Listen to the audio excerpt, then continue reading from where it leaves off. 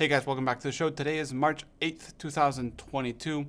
And yes, these news, I've changed the intro. There's no intro anymore. We'll be dropping that. Seems YouTube doesn't like intros that make people go away.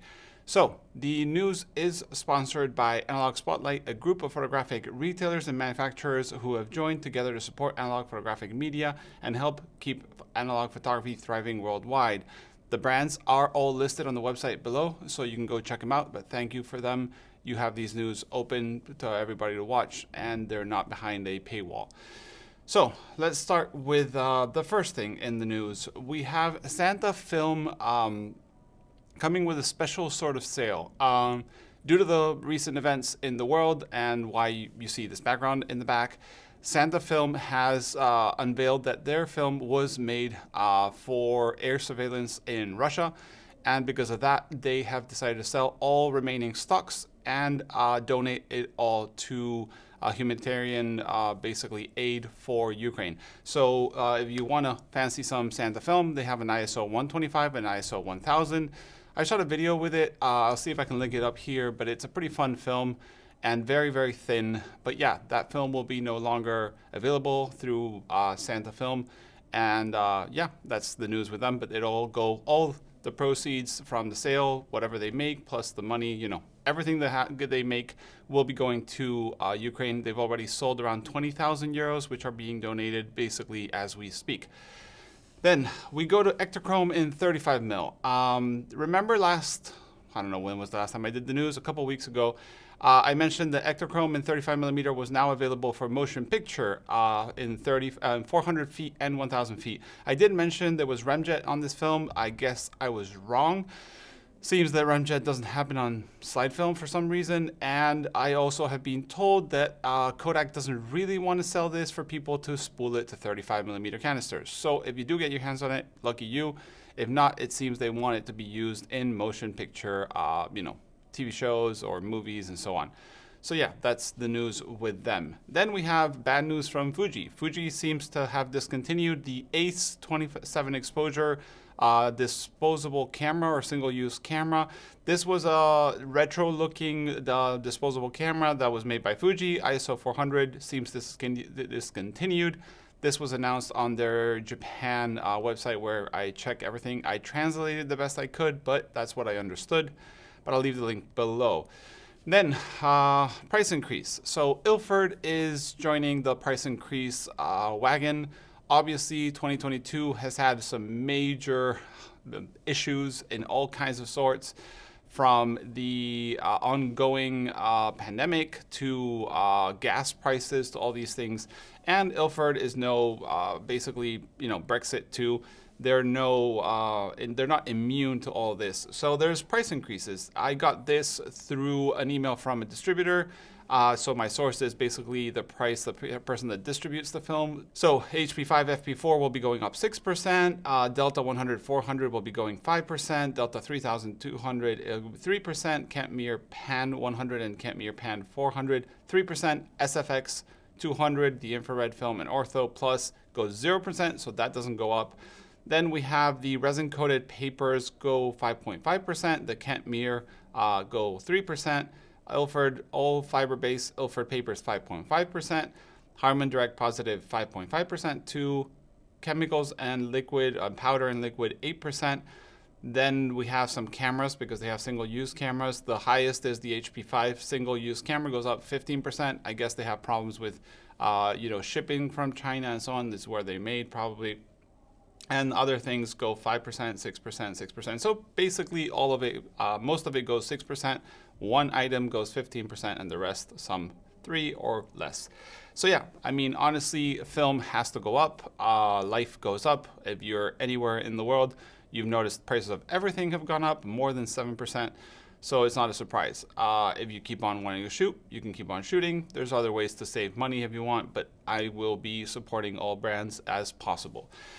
Then we have Cinestill coming out with the CS6 Kit. So this is a chemical kit for developing side film, but this was available before, it just in a more complicated, complex way.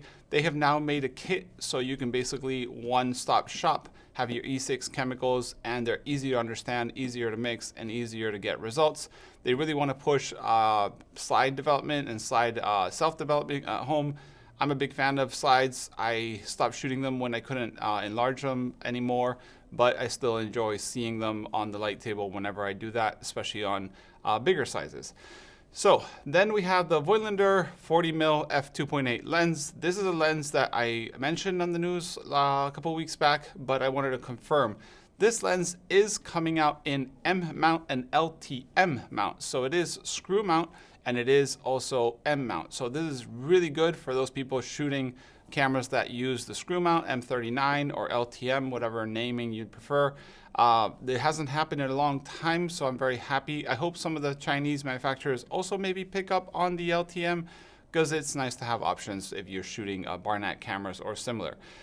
Then we have Chroma cameras and a 6x9 and 6x12 cameras. So the 6x9 model, basically Chroma cameras has made a 3D, I think it's 3D printed, but I might be mistaken, 6x9 camera with the spool, basically the advance and the film holder inside the camera. So a proper camera, not a modular camera as per se on the back. It's modular on the front. So lens cone, lens boards can be interchanged from different large format lenses, Copo 0, Copo 1, probably not Copo 3 because that's massive.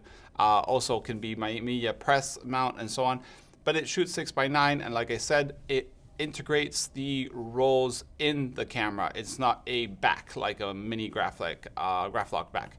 So this 6x9 camera comes at 295 pounds, and the 6x12 comes at 325 pounds, but there's still no pictures on the website. So it seems Steve from Chroma still is working maybe on finalizing the first production models, but you can already start pre-ordering them if you need. And like I said, you can choose the different lens cones or lens mounts on the front. The back is always going to be a normal camera, just like a, let's say, Mamiya 7 or a Pentax 6x7. It takes both 120 spools, new roll, old roll, empty roll, and so on. Then we have Catlabs X ISO 80 Film version 2 coming in 4x5. It's already available. He says that they say, I say he because I always talk to the store owner. They say it's coming in 8x10 later this year. So if you were a fan of the ISO 80 4x5 film, it's available now for you to purchase. I'll leave the link in the description to the website. Then talking about large format film, we have Keith Canham making another special order, doing the hard work for us, the large format and ultra large format shooters for 20x24 Portra 160. So if you're complaining of Portra or Cinestill prices or Ilford price increase, you should totally check the 20x24 Portra 160. That's totally going to be worth, I don't know, a car each shot.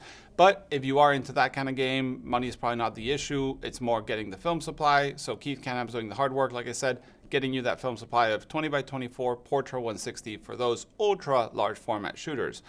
I'll leave the link below, but it's Keith Canham's website, Canham Cameras. He does amazing work. You can rely on him. He's trustworthy. He's done this for decades. So if you're into that, you can also order any other ultra large format sheet sizes. It's pre-ordered because they need $13,000 approximately for doing a custom order. Then we have Retrograde making a 3D printed gel adapter for the SX70. The Polaroid SX70 camera doesn't really have a filter thread, so he's made like the gizmo that goes on the front of the camera and uses these Lee or Roscoe filters that they give you like a gel pack of 100 for free or $2-3 to test flashes and so on. Strobist has been all over this for years. So yeah, you basically can buy this, or I guess you can order it from Retrograde and put it on your SX70, shoot yellow filter, red filter with a black and white, or some cool colors with the color stuff and so on. Then we have Jaelin Su, I'm sorry if I'm saying this name, made a camera. And this camera I found through Instagram. Someone sent it to me, so thank you to the person that sent it to me. It seems to be a 3D printed, but then CNC machined. So basically CNC machined modular camera. So very much a la Cameradactyl or Chroma cameras and the Ligero cameras. This is a aluminum, I'm guessing CNC black anodized or black paint aluminum camera that actually has the front is like a lens board, so you can use the Mamiya press lenses, and the back is a mini graph lock, so you can use the RB67, Graflex mini backs and so on to shoot 6x7, 6x9, I guess, not maybe 6x9, I guess 6x9 too. I don't exactly know, but you can check it out. He's only sold one so far. They're not like a massive production. It's more like a tinkerer, do-it-yourself kind of guy. But if you're interested, he did sell the first one, so he does sell them. So yeah, that is the news for today. Like I mentioned, sorry for going on holidays for a couple weeks. I was sick, then I couldn't really do the news, then I came back. And, you know, just wanted to take a bit of a break. So yeah, thanks for everybody that watches this. Thanks to the sponsors who sponsor this. Like I said, Analogue Spotlight, I'll leave the link below. I'll probably not name them anymore, all of them, because it just takes like a minute and it's just cumbersome for me to remember all the names, and then I end up making a mess. So yeah, thanks for everybody, and see you next week. Oh, do remember, you can send an email to the email below if you have any leaks or news that you think I missed. As I spent basically 2-3 weeks away from the news, I probably missed some. So yeah, thanks for watching, guys. See you in the next one. Bye.